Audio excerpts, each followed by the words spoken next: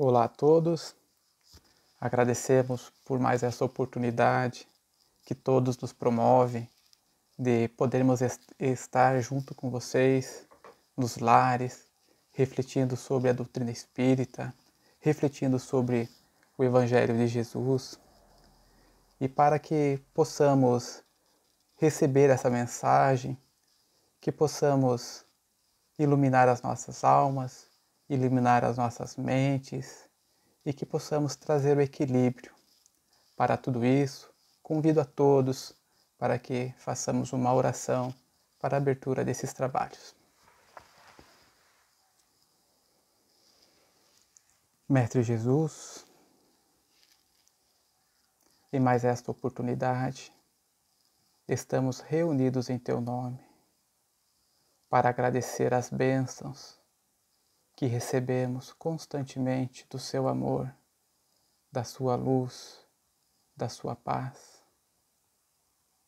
Agradecemos a toda a orientação que nos guia, nos orienta e nos mostra o caminho que devemos percorrer para alcançarmos a comunhão com Deus.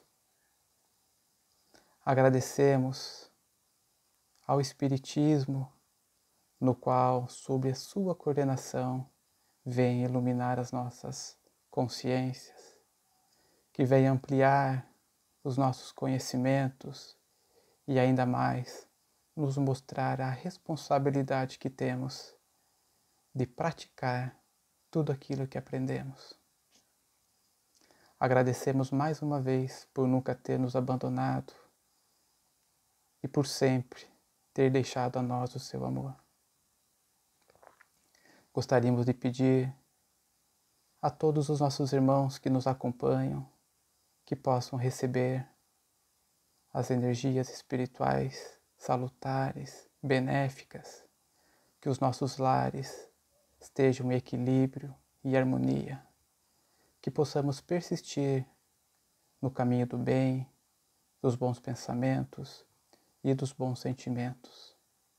Que Teu amor, Mestre Jesus, nos envolva e esteja com todos, principalmente com aqueles irmãos que mais necessitam de Ti. Que assim seja. Bom, amigos, temos como proposta de reflexão de hoje falar um pouco sobre a árvore do Evangelho, sobre a árvore do Espiritismo, porque em especial nesse ano de 2021 a doutrina espírita completa 164 anos, exatamente no dia 18 de abril. A doutrina espírita, como bem lembrado por Kardec, não é obra sua. Ele foi o codificador, ele foi o coordenador. Mas como já previa João Evangelista, mais tarde viria o Espírito de Verdade. E através da orientação do Espírito de Verdade, através da orientação de Jesus, que é o nosso modelo e guia, que é o Espírito mais perfeito que Deus nos enviou para nos orientar, nós recebemos o Espiritismo, nós recebemos a doutrina espírita. Primeiramente, ela nasceu como uma obra filosófica, que é essa que completa aniversário no mês de abril. Ela nasceu com perguntas elaboradas por Allan Kardec e respondidas por diversos espíritos. Mais tarde, a doutrina espírita ela se desenvolveu como ciência, através do livro dos médiuns, mas não como a ciência como nós entendemos, a ciência de laboratório, mas sim uma ciência de observação. E em seguida, com o Evangelho segundo o Espiritismo, a doutrina espírita adquire um aspecto religioso.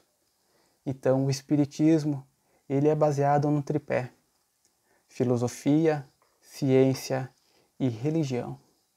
Kardec toma cuidado nas introduções de suas obras de esclarecer sobre a doutrina espírita. E no Evangelho segundo o Espiritismo, ele aborda um ponto que é de extrema relevância. Primeiro, que a doutrina espírita não é obra de um homem, que a doutrina espírita não é obra de um espírito, que a doutrina espírita é obra da coletividade dos espíritos que receberam de Jesus a missão de trazer o espiritismo. Então, de diversos pontos do planeta, Allan Kardec recebia mensagens, e essas mensagens elas não eram idênticas quanto à forma, mas sim quanto ao conteúdo. Então, essa concordância que havia nessas mensagens, Kardec foi montando, foi codificando a doutrina espírita. Kardec, ele sempre se absteve de se colocar como líder. Kardec sempre colocou que a obra era dos espíritos e ele não queria para si benefício algum de ser o codificador. E para a gente poder entender um pouco sobre o objetivo dessa reflexão da árvore do Espiritismo, da árvore do Evangelho, é importante lembrar que no Evangelho segundo o Espiritismo, Kardec toma cuidado de sempre pegar passagens que nós temos no Antigo Testamento, fazer o seu comentário e em seguida trazer em cima dos seus comentários e sobre essas passagens evangélicas as orientações espirituais. Então isso ele percorre todos os capítulos do Evangelho segundo o Espiritismo. Mas, em especial hoje, eu quero trazer um trecho do Evangelho que está descrito em Marcos e está no capítulo 19 do Evangelho segundo o Espiritismo, que é o item 8. Essa passagem ela é conhecida como a parábola da figueira ou a figueira estéril. Essa passagem, eu vou descrever ela como...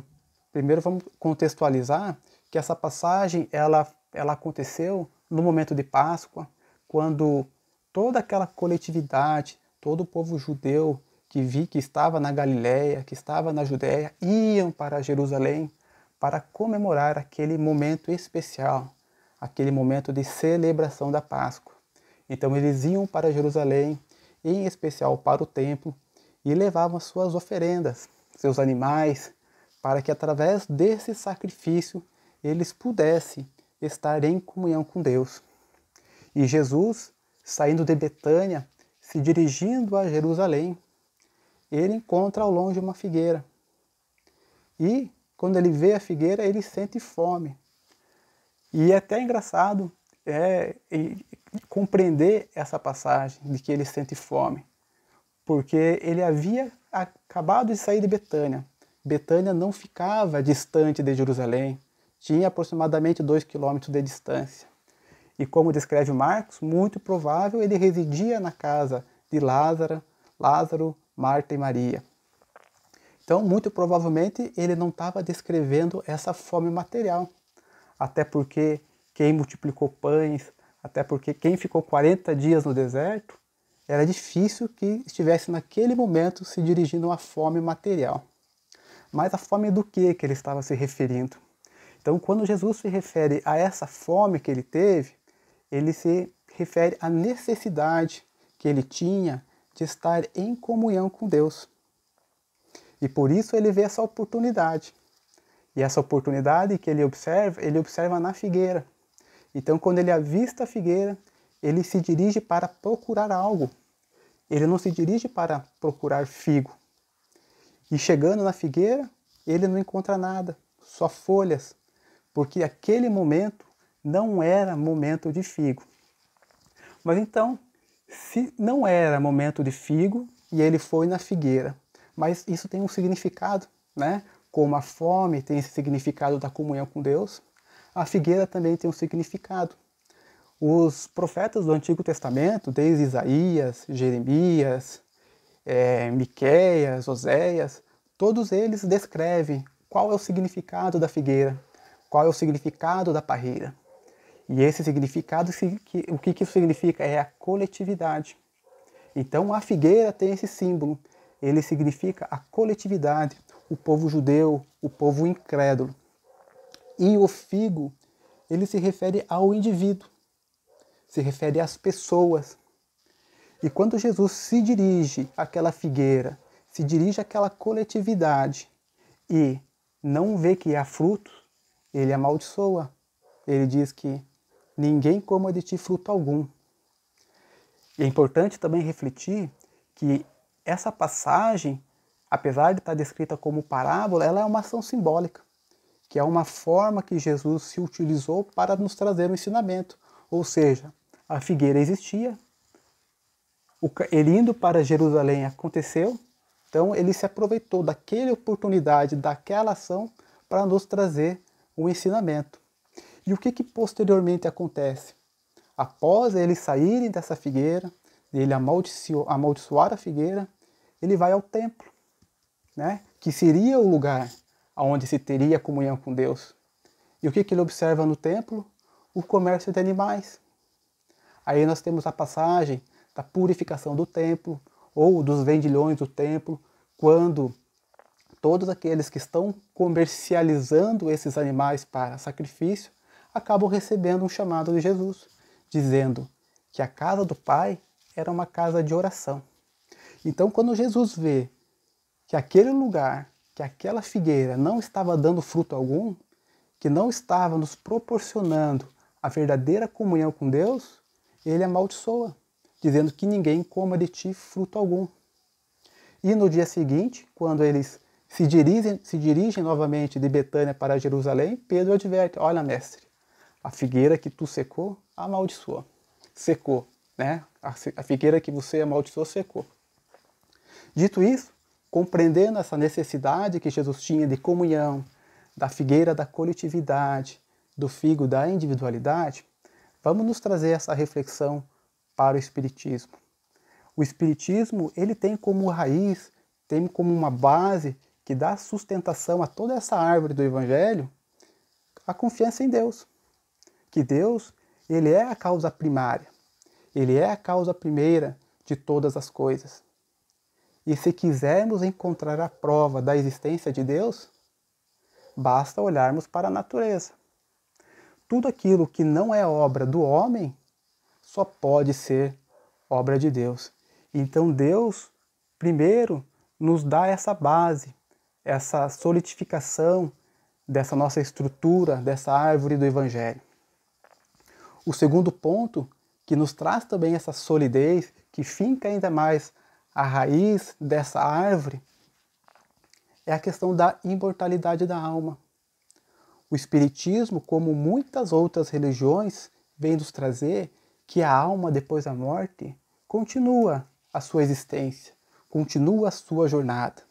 No entanto, ela difere de muitas religiões porque ela descreve para onde podemos ir, ela descreve o que devemos fazer para alcançar determinadas regiões espirituais. Ela descreve o estado em que chegamos no mundo espiritual, o que devemos fazer para chegar melhor no mundo espiritual. Ela nos afasta da crença do céu, do paraíso, do castigo eterno. Essa orientação da imortalidade nos afasta desse inferno que é nos trazido. Essa orientação da imortalidade desfaz a questão do limbo.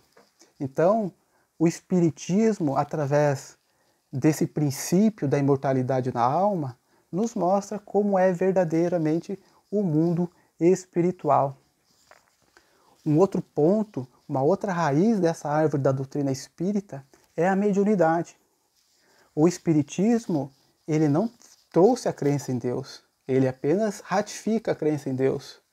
O Espiritismo, ele não trouxe a imortalidade da alma, ele ratifica a imortalidade da alma. O Espiritismo, ele não trouxe a mediunidade, ele ratifica a mediunidade. A mediunidade nós encontramos desde o Antigo Testamento, no Novo Testamento, encontramos em Joana d'Arc, encontramos em outros médiuns, em especial que nós conhecemos bastante, Chico Xavier, Divaldo Pereira Franco e muitos outros médiuns.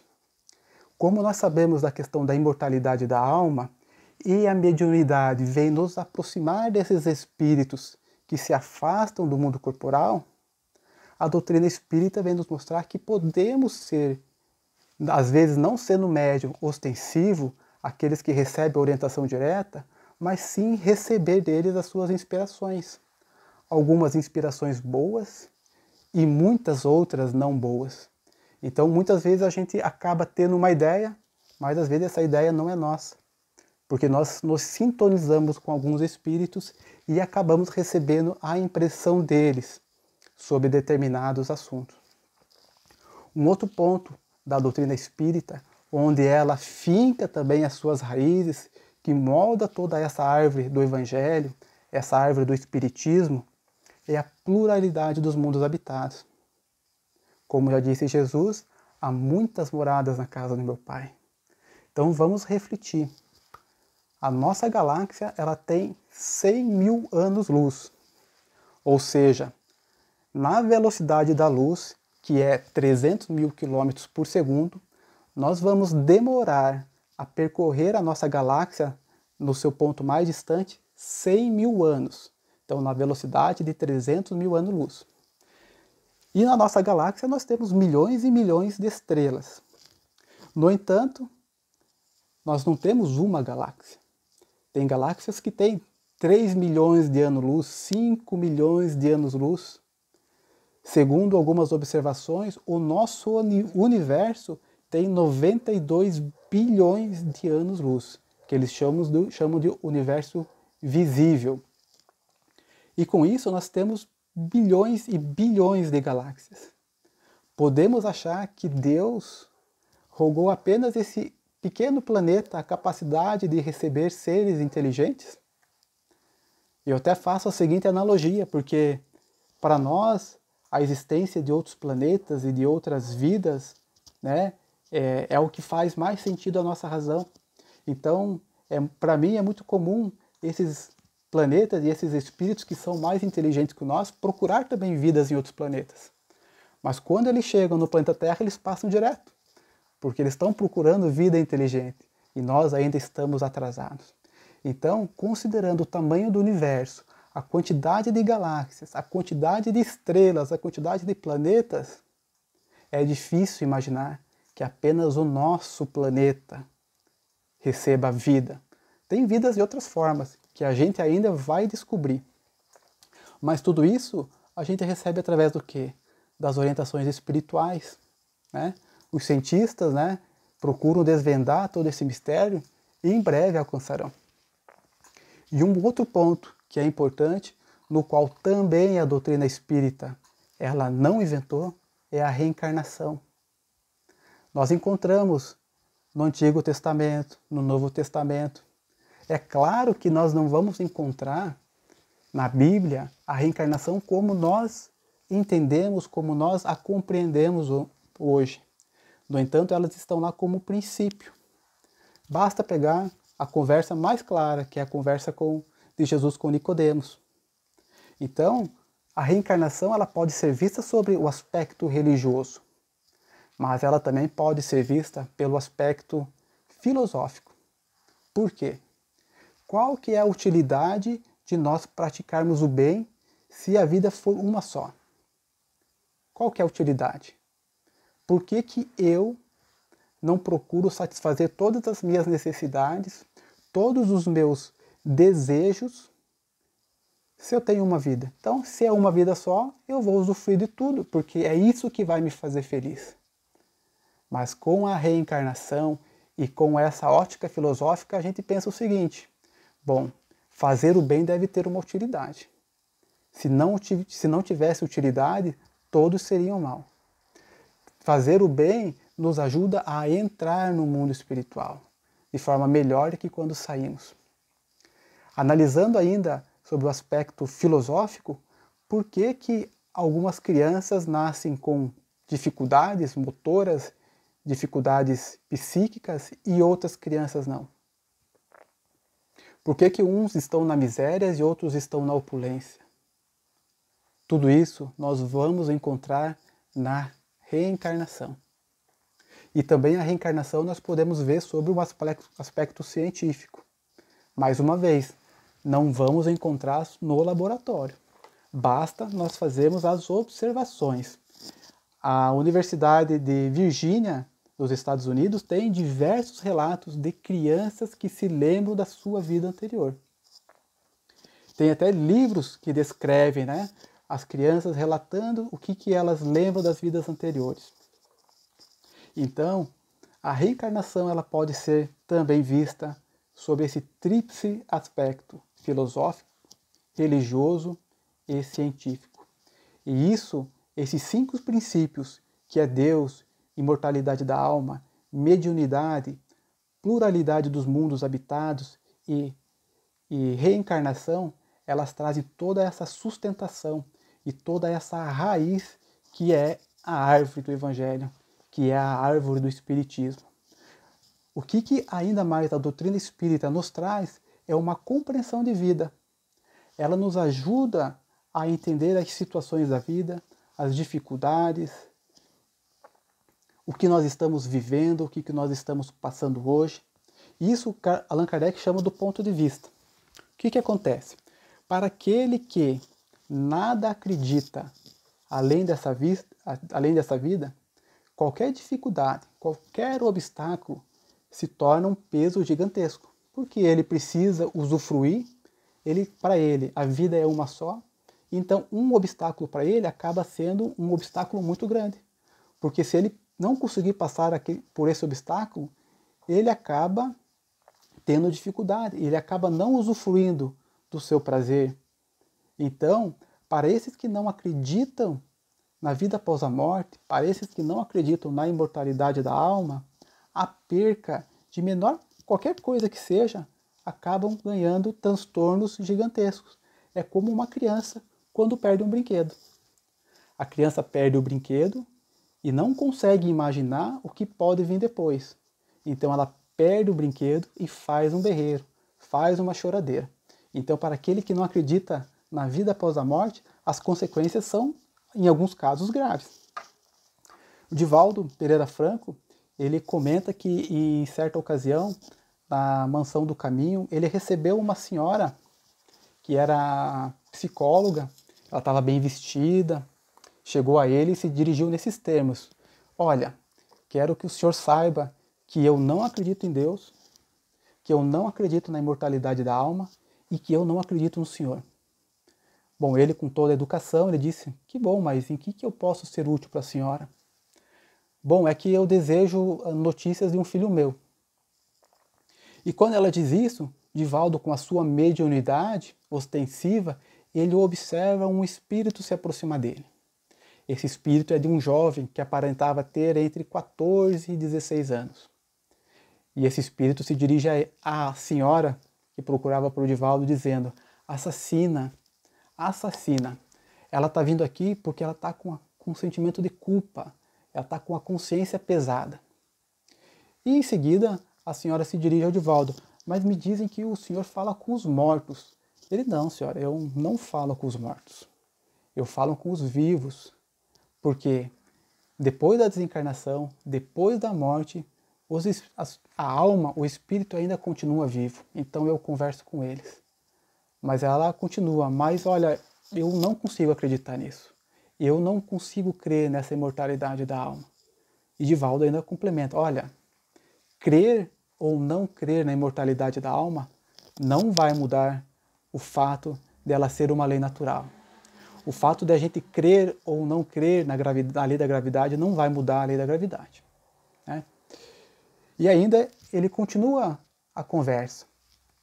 Depois da conversa, se aproxima ainda um outro espírito, que daí abraça o jovem e começa a falar para o Divaldo: esse é meu neto, gostaria que o senhor tivesse paciência com minha filha, porque ela está em profundo sofrimento. Então, tenha paciência, porque ela passou por uma situação que não foi fácil, né? Perdeu um filho. E Divaldo dá toda a orientação da doutrina espírita sobre a questão da perda de pessoas.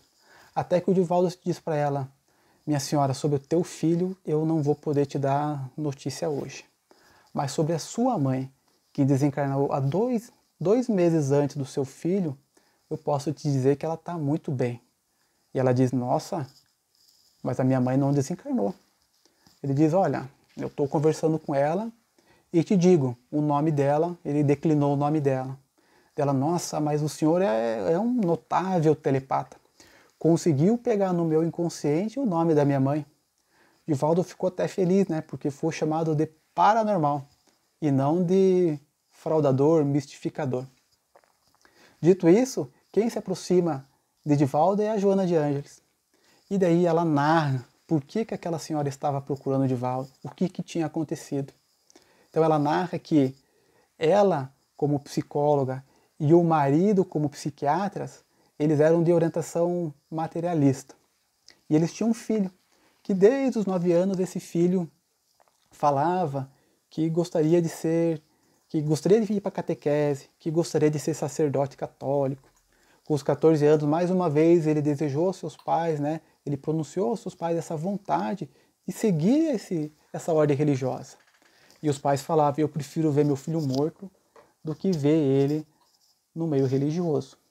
Até que com 16 anos, ele desejou entrar no internato e os pais o proibiram. E isso, num domingo de manhã, o filho procurou os pais e se dirigiu à mãe. Mãe, eu gostaria que você me dissesse o que acontece depois da morte. Ela, com toda aquela orientação materialista, dizendo assim, olha meu filho, depois da morte não existe mais nada. Acabou a vida, é um silêncio, é um vazio. E o pai ouvindo, o pai ainda ratifica, olha meu filho, a vida é o cérebro. Quando o cérebro deixa de receber o oxigênio, o indivíduo se anula, aí depois não acontece mais nada. Ele ainda persistindo na dúvida, ele ainda pede, mãe, gostaria que você me afirmasse, é isso mesmo? Olha meu filho, me dou a minha palavra de mãe e de médico. Terminada essa conversa, o jovem se dirige ao quarto, abre uma gaveta, tira uma arma, aponta para a cabeça e dá um tiro. E para surpresa dele, ele continua vivo. Só que agora com a situação agravada. Porque ele sofre, ele padece das dificuldades do desencarne violento, do desencarne através do suicídio. Então, quando a gente acaba tendo uma orientação materialista, quando a gente acaba duvidando dessa existência da imortalidade da alma, as consequências elas podem ser profundas. Consequências que serão perpetuadas no mundo espiritual e posteriormente nas vidas sucessivas. Após isso, Divaldo, 3 anos depois, né, através da sua mediunidade, recebeu uma comunicação desse jovem, no qual ele pedia perdão à sua mãe, dizendo que ele ainda chorava lágrimas de sangue, mas para que ela continuasse e persistisse e ajudasse a todas aquelas almas que estavam presas na ignorância do materialismo. O Espiritismo ele veio justamente nos esclarecer. Ele traz todas aquelas raízes, todas aquelas bases e vem nos explicar justamente por que nós não devemos seguir por este caminho. Porque todo aquele que crê na vida futura, mas não crê de acreditar, mas aquele que vive como uma alma imortal, ele compreende que as vicissitudes e as dificuldades que nós estamos vivenciando e passando hoje são passageiras. Então eu sei que a minha dificuldade de hoje é um ponto perante a eternidade. Isso não significa que quando eu esteja passando por uma dificuldade, eu tenha que me omitir. Eu vou passar por essas dificuldades porque elas são necessárias para o meu aprimoramento. Elas são necessárias para o meu aprendizado. Porque tem uma coisa de Deus que isso é de extrema importância, que Deus ele é soberanamente justo e soberanamente bom. Deus não vai cometer injustiça. Ele não vai beneficiar um para beneficiar o outro. Tem as suas leis divinas. Por isso que nós temos a imortalidade da alma. Por isso que nós temos a reencarnação, que é justamente para mostrar como Deus é bom. Imagine um pai ver o filho errando. Ele vai condenar esse filho eternamente ou ele vai dar uma nova chance? Nós não podemos ser melhor do que Deus. Deus com certeza é infinitamente melhor do que nós. Então quando nós temos essa crença e essa certeza de que nós continuaremos vivendo, nós vamos encarar toda a situação que nós estamos vivendo hoje, todas as dificuldades num prisma diferente. Vou narrar um caso que quem contou foi o Divaldo. Ele tinha um amigo de Belo Horizonte que era Orlando, ele era médico. E ele narra que em uma oportunidade ele foi para Uberaba para visitar o Chico. Então ele chegou cedo para falar com o Chico. Tinha uma fila pequena assim para falar com o Chico, umas 3.000 pessoas que queriam apertar a mão do Chico. E num momento da manhã, o Chico, conversando com as pessoas, passa pelo Orlando, segura na mão dele e diz: por favor, almoce comigo hoje. Ele vai, se dirige à porta de entrada da casa do Chico, porque para não entrar muitas pessoas, o filho do Chico ficava lá orientando quem entrava, quem não podia, porque ele não conseguia receber todo mundo. E quando Orlando esperava na porta, ele vê uma senhora chegando. E ele vê que aquela senhora ela tá passando por profundo sofrimento. Dava para ver no rosto, porque a mulher estava magra, se via no seu olhar, no semblante, que ela estava realmente passando por dificuldades. Ela se aproxima do Orlando e diz: eu preciso falar com Francisco Cândido Xavier hoje, porque senão eu vou me matar. Ela abre a bolsa, tira da bolsa uns frasquinhos de chumbinho e diz: eu vou me matar se eu não falar com ele hoje. Bom, ele queria falar com o Chico e talvez ele ficou até meio constrangido, porque talvez aquela senhora que precisava não ia ter essa chance. Só que, nesse momento, o filho do Chico abre a porta e pede para Orlando entrar. Mas quando ele pede para entrar, ele se vira. E Orlando aproveita que aquela senhora está do lado precisando e coloca ela para dentro. Quando o Eurípides, o filho do Chico, vira para Orlando e fala assim: não, você pode entrar. Então ele aproveitou, colocou a mulher para dentro e entrou junto com ela. E quando ela entrou, cada um seguiu um lado na casa, até que chegou o momento do almoço. Chico tinha como hábito, como eles narravam, né, de ficar de pé até que todos se servissem, e ele era o último a se servir. Só que ele ficou de pé e chamou Orlando. Falou: Orlando, vem aqui comigo ficar de pé um pouco. Ele ficou meio constrangido porque imaginou que o Chico já tinha descoberto o que ele tinha feito, né? Deixou uma pessoa entrar sem o consentimento deles. E o Chico olhou para ele e ele viu aquela senhora na fila. O Chico disse: vai lá, chame ela. Ele ia explicar o que tinha acontecido. O Chico falou: meu filho, não precisa explicar não, traz ela para cá. E aí o Chico traz ela, o Orlando vai lá na fila, busca ela, e o Chico pega na mão dela e diz assim: minha filha, para que se entregar assim ao sofrimento? Vamos orar e vamos rezar, porque a sua mãe que está aqui hoje, que o nome dela é Senhorinha, né? Vamos rezar para que ela consiga trazer o seu filho hoje e ele possa nos trazer uma mensagem para você. E aliás, o teu nome também é Senhorinha. Resumindo, chega na hora das comunicações mediúnicas, que acontecia na parte noturna, a primeira carta da reunião mediúnica era do filho. 34 páginas. Terminada a reunião, essa senhora com as suas cartas chama o Orlando e diz: eu quero que você seja testemunha disso. Ele se aproxima, ela abre a bolsa, pega aquele frasco de chumbinho, pega outros remédios e joga fora.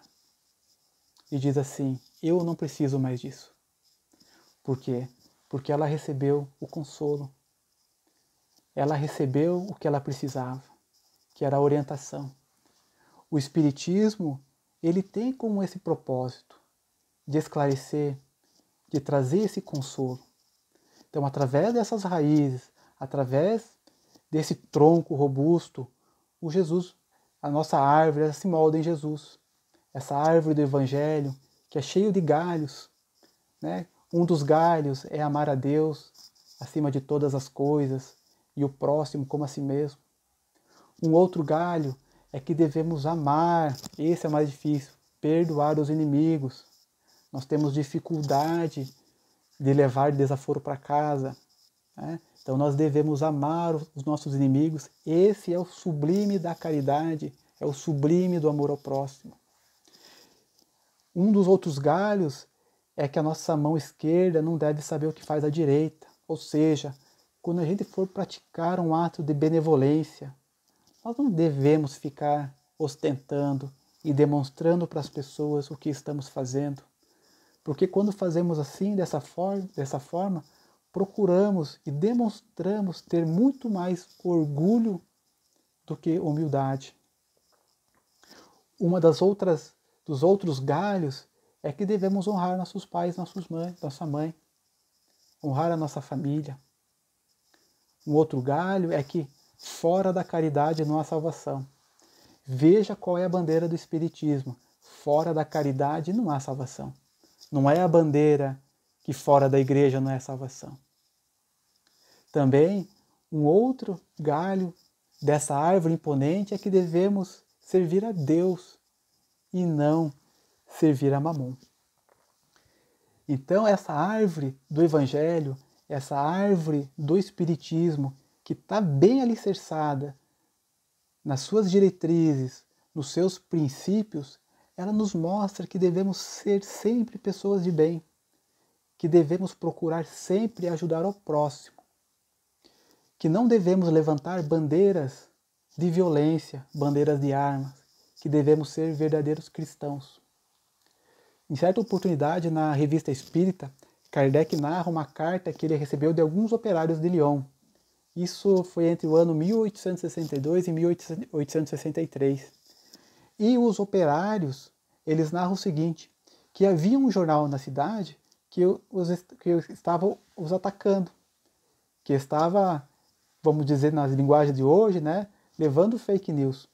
E os operários escreveram para Allan Kardec, olha, se o que está acontecendo hoje tivesse acontecido quando nós não éramos espíritas, com certeza nós tínhamos entrado no jornal, nós teríamos destruído o jornal e nós teríamos com certeza agido de violência com esse jornalista.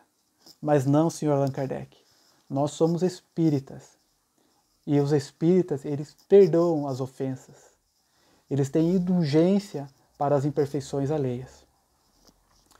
Então veja qual que é a lição e qual que é um dos frutos do Espiritismo, qual que é um dos frutos do Evangelho. E para ratificar e clarificar um pouco mais, tem uma outra passagem de Kardec que ele é indagado. Se dois centros espíritas estão divergindo de um ponto, com qual centro espírita ele deveria ficar? Bom, um centro espírita está com a verdade, o outro está com a mentira. Para nós parece óbvio, né? Porque tem até uma bandeira, né? Que conhecereis a verdade e a verdade vos libertará. Então essa é uma passagem que é utilizada aí para qualquer coisa, né? Mas para nós seria a verdade. Mas vamos entender um pouco mais. Kardec ainda ele clarifica um pouco mais. Esse centro espírita que está com a verdade não é um centro espírita indulgente, não é um centro espírita benevolente, não é um centro espírita caridoso e muitas vezes até violento. O outro centro espírita que não está com a verdade, ele é mais caridoso, ele respeita mais as pessoas, ele é mais indulgente, ele é mais benevolente, ele entende a situação, ele levanta a bandeira de que fora da caridade não há salvação. Com qual centro espírita Kardec ficaria? Ficaria com aquele que é caridoso, porque todo aquele que age de caridade, que age de amor para com o próximo, ele está realizando uma lei divina, ele está entrando em comunhão com Deus. Esses frutos que essa árvore do Evangelho, que essa árvore do Espiritismo nos traz, tem que servir para a nossa vida. Nós sabemos que se conhece o verdadeiro espírita pela sua transformação moral. E não porque ele é perfeito, mas pela sua transformação moral. Observa o que ele fazia antes, observa o que ele faz hoje, observa se não houve uma mudança, se não houve um progresso para melhor. E ainda mais, se conhece o verdadeiro espírita pelo esforço que ele faz para domar as suas más inclinações. Todos nós temos más inclinações, todos. Se estamos num planeta de provas e expiações, é porque temos necessidade de aprimorar, de aprender, de progredir. Então temos sentimentos dentro de nós que precisam ser lapidados, que precisam ser controlados. Então temos que nos esforçar para sermos melhores. Não conseguimos ser de um dia para o outro. Não vai ser de um ano para o outro. Às vezes levam encarnações para nós sermos espíritos melhores. E é isso, essa árvore do Espiritismo, essa árvore do Evangelho, que é justamente a figura da figueira que representa a coletividade, que representa um povo, que representa uma religião, é essa árvore que nos ajuda a nos aproximarmos de Deus. É essa árvore que nos facilita estarmos em comunhão com Deus. Todo aquele que seguir essas orientações, com certeza, estarão mais próximos de Deus. Eles não precisarão mais ir a um templo levar um sacrifício. Não precisarão recitar inúmeras orações para se aproximar de Deus. Porque a oração de Deus é a prática do amor.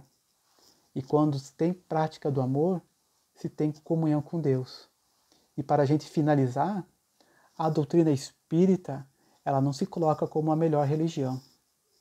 Todas as religiões são importantes, mas ela sabe que todos esses frutos que amadurecem desses ensinamentos que traz a doutrina espírita serão frutos que todas as religiões serão colher, porque o espiritismo será o futuro das religiões. E quando nós aurirmos desse bem coletivo, nós verdadeiramente estaremos em comunhão com Deus. Então agradeço a todos por essa reflexão, pela oportunidade de estar nos lares de todos que nos acompanham. E para a gente concluir o trabalho de hoje, convido a todos mais uma vez a acalmar os pensamentos, a acalmar os sentimentos.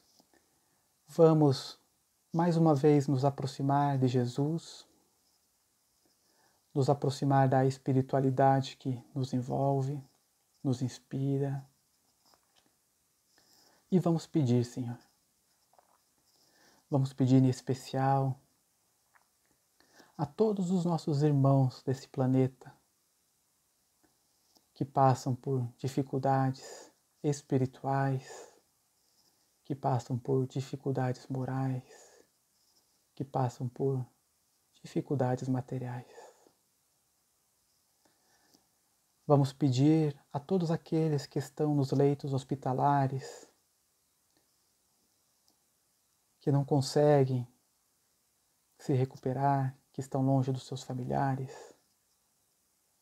Pedir a todos os nossos irmãos que sofrem e padecem da Covid, que abala o nosso planeta e abala as nossas vidas.